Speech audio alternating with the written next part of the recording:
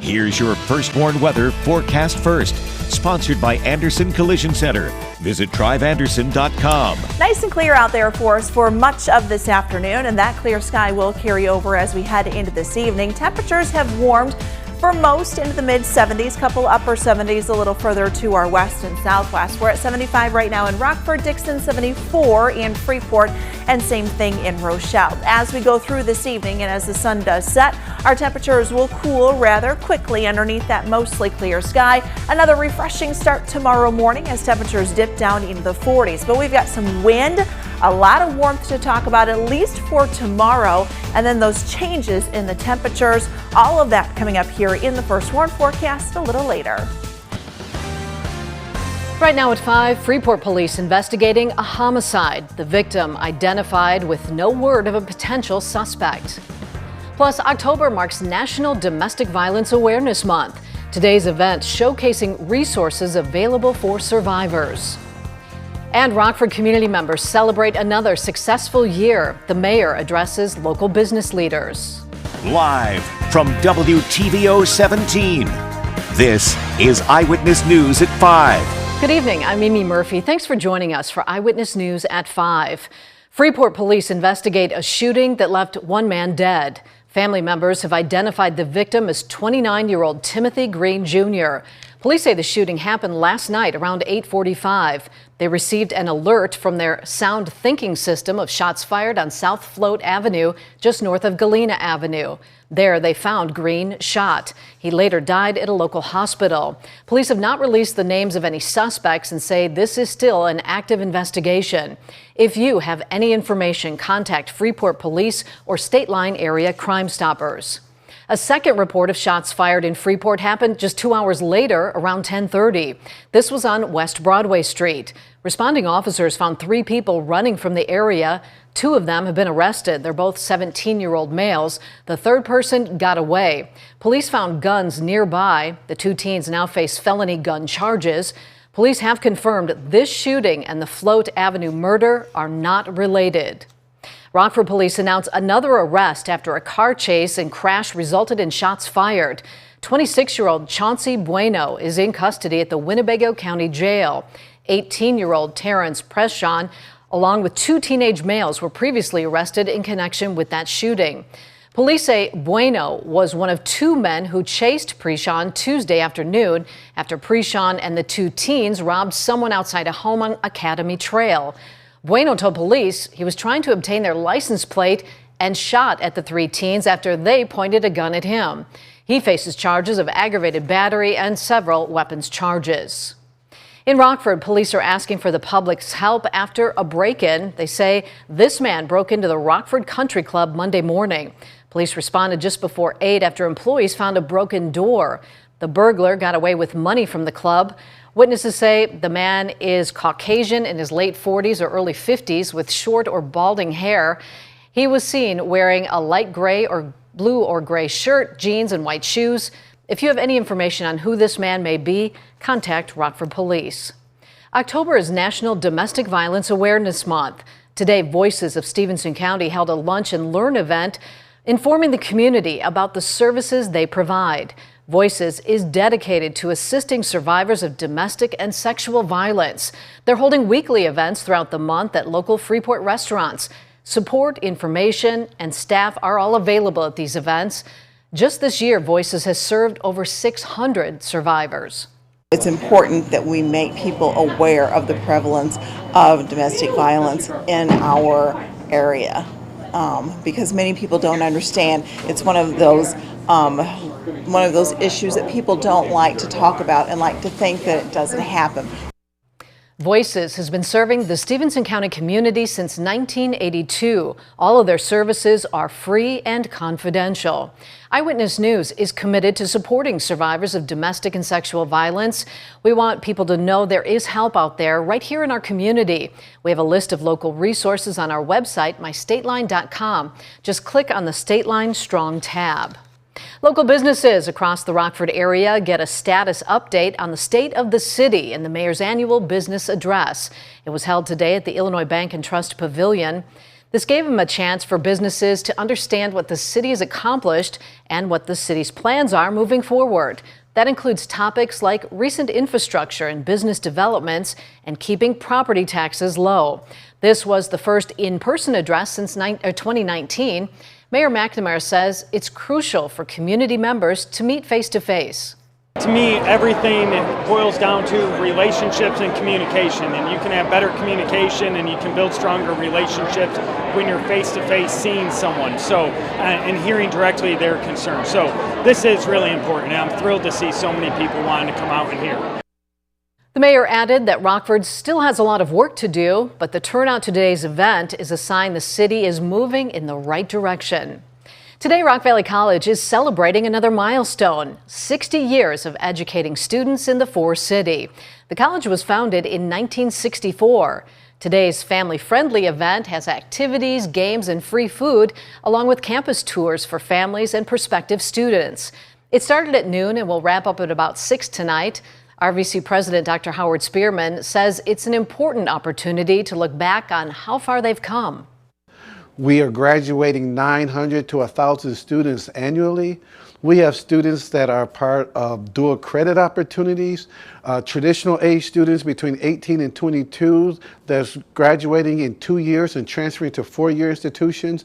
We have adult students with families and full-time jobs that are coming to campus to do skill enhancement, to help them with promotional pieces.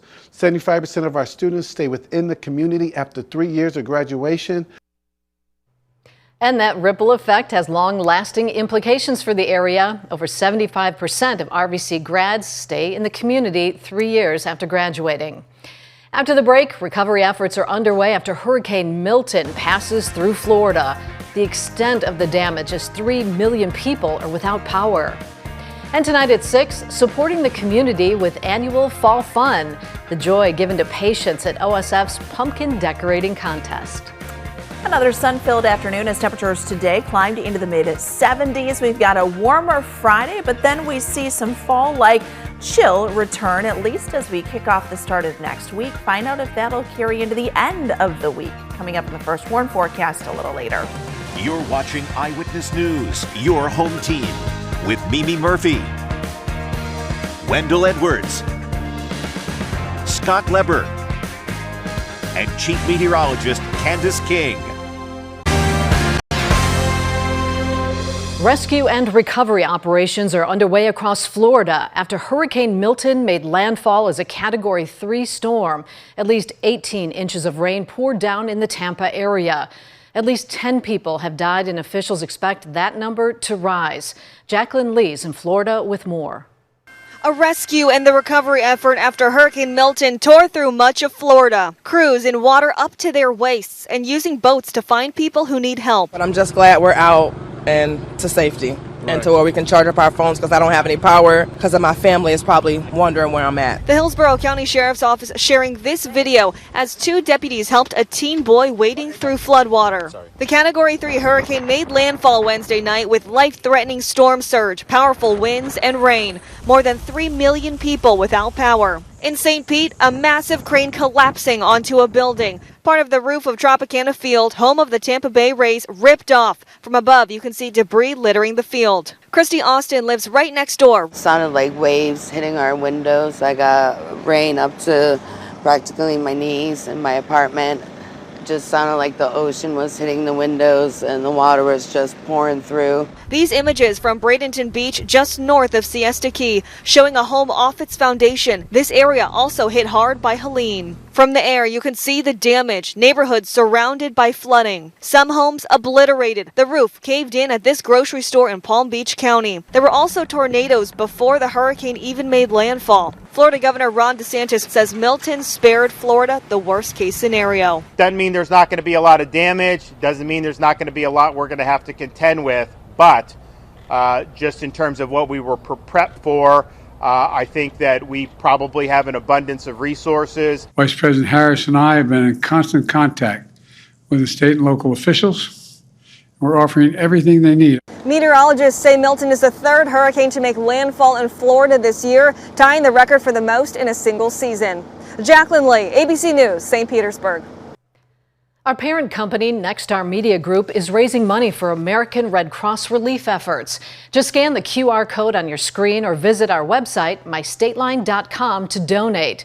So far, these efforts have raised more than $380,000 for hurricane victims. Here in the State Line, another nice day with temperatures in the 70s, and we could be in the 80s tomorrow. Candace lets us know what to expect in her forecast next.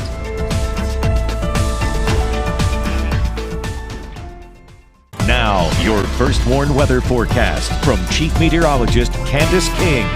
Lots of sunshine out there for us this afternoon. A beautiful picture coming in on our Mercial SkyTrack camera here on top of the Supply Corps building, brought to us by Window World. We look up to the northeast, up along the Rock River. The fall color starting to peak just a little, or I should say come out a little more over the last couple of days with these cooler nights and warmer afternoons. Although it's been dry, so that may mute some of those colors just a bit. But if you have any fall photos, whether it be of the leaves changing, maybe some fall decorations you have outside or inside your home, or just a weekend getaway with the family enjoying some fall activities, share those, and you can share those through the First Warn Weather app. Wanted to share a picture Ed shared with us yesterday along the Rock River down in Dixon from high above. Pretty soon those colors will become a little more vibrant. So thank you, Ed, for sharing that picture. 74 right now in Rockford, Rochelle, 75 in Dixon, 74 in Freeport, and 73 right now in Janesville. Very comfortable out there as we go through this evening. We've got mostly sunny skies, and that'll stick with us as we head throughout the rest of this afternoon and evening. Clear skies then as we look through the night tonight. This again will allow our temperature to drop back into the 40s, right around 48 degrees, a light southeasterly wind. Not quite as cool as what it's been the last couple of nights, but temperatures going up just a bit, and they really go up as we look into the afternoon tomorrow. That high will come close to the mid-80s, not that far from a record high temperature for tomorrow.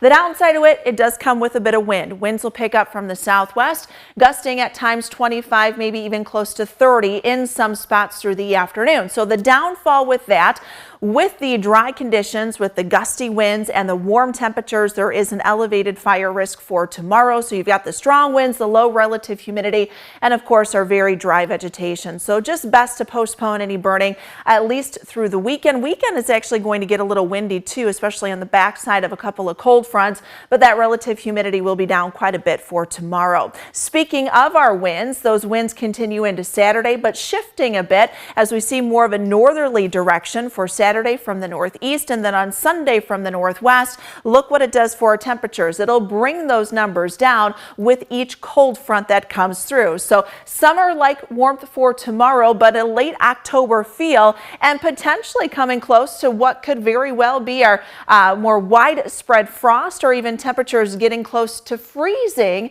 as we get into early next week for some of those overnight lows. So that will be something we keep an eye on, because we've got still some vegetation outside, so may have an impact on that. As far as rain is concerned, we do not see much of it. Unfortunately, those moderate drought conditions, that brown you see across northern Illinois, that has really expanded across the state, going up from 12% last week to just over 26% of the state covered now in moderate drought conditions. Severe drought across northern portions of Wisconsin.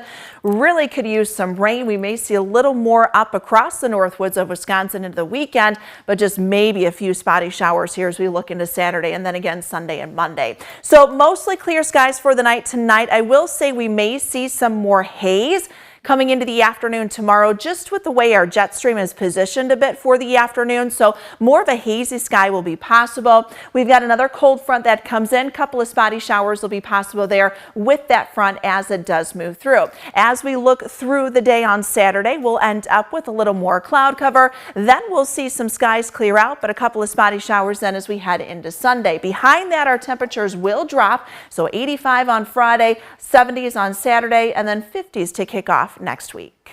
All right, thanks, Candace. Scott's next with sports. He'll show us the Bears working out in London and tell us if the Bears really did try to sign Tom Brady a few years ago. Now sports with sports director Scott Lever. The Bears are getting a big jump on the Jaguars in preparations for their game Sunday morning in London. The Jaguars were late getting out of Florida because of the hurricane. and to cancel some of their activities that had been scheduled for today in London. Meanwhile, the Bears were on the practice field just outside of London for the second straight day with the UK countryside in the background. Sunday, they'll be trying for their third straight win. The last time the Bears had a 3-game winning streak was late in the 2020 season.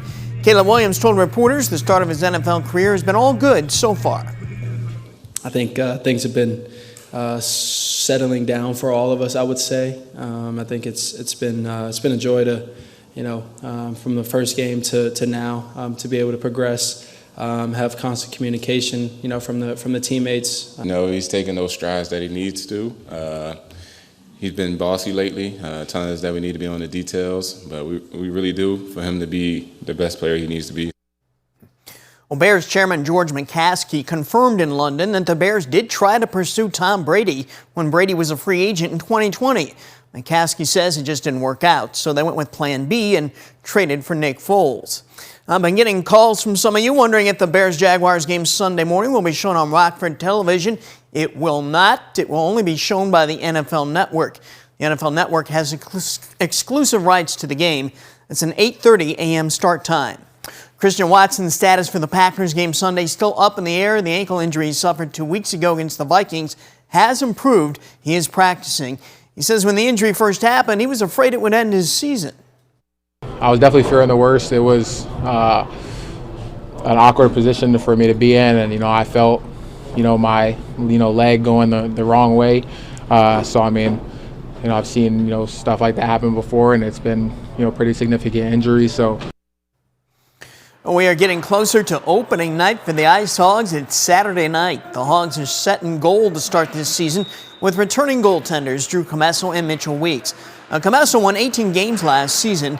He expects more from himself this season. Just a lot of improvement, a lot of consistency. I feel like last year I had great spans, I had not so great spans, and I feel like kind of just leveling those not so great spans out. I feel like consistency is so important for a goaltender. That's sports. We'll be right back. If you're up late tonight, make sure to bundle up and head outside for a chance to see the Northern Lights. Meteorologist Joey Marino and Owen Zarley shared, this picture from earlier this week. NOAA says the best time to see the sky lit up is between 10 p.m. and 1 in the morning. Townview and Eagles Ridge Parks in Beloit will be open until midnight tonight to allow people to gaze at the skies. Wow, that's beautiful. Yeah, it'll be a pretty strong one as far as the solar storm that is expected. So it'll be nice. Unfortunately, you can't really say it's going to happen at this time, give you a range of it, but yeah, it'll be pretty decent. We've had some pretty decent lights over the last couple of months too, I know. With that, temperatures will be in the 40s. We're up to 85 though for tomorrow. Wow, big warm up. Thanks, Candace, and thanks for watching. We'll see you at 6.